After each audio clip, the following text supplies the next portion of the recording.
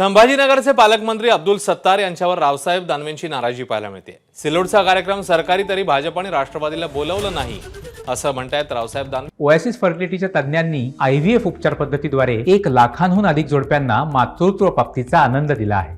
मोफत appointment book करण्यासाठी आजच संपर्क साधा। सत्तार वारंवार म्हणतात जालना सिल्लोडमधील मराठा नेतृत्व संपवणार असंही दानवेंनी म्हटलेलं आहे।